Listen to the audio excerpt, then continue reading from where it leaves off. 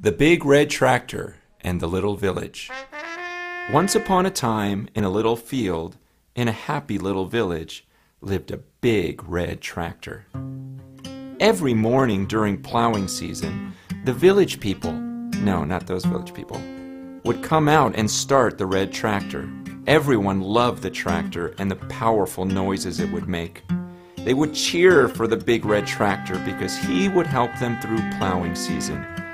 The people worked together to move the tractor. Half of the villagers would push from behind, while the other half would pull. They had been doing it this way for many generations. Some days they moved the tractor 10 feet. Some days they moved it 20. They did this for 3 whole months every year.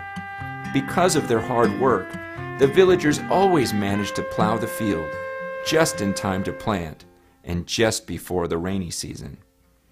The rains would come to water the field. Then the sun would come out to make the crops grow. And then the people would come out and harvest all the new crops. It was just enough food to feed the entire village. One day, Farmer Dave was cleaning out his attic. Surprise, he found an old book tucked beneath his great-grandpa's belongings. It was the owner's manual to the big red tractor.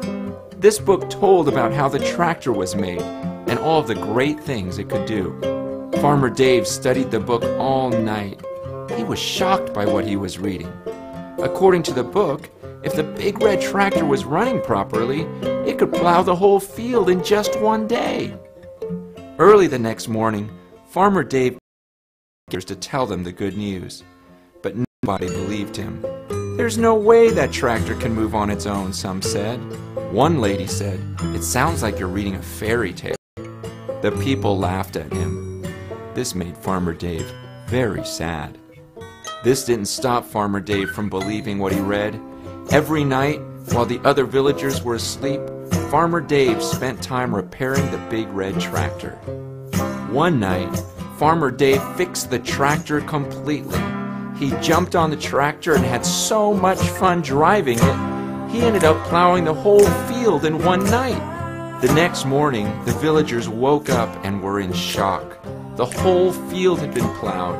"It's a miracle," one man said. "Maybe aliens came down," said an old woman. "No, look over there," a little boy shouted. It was Farmer Dave, sleeping on the tractor.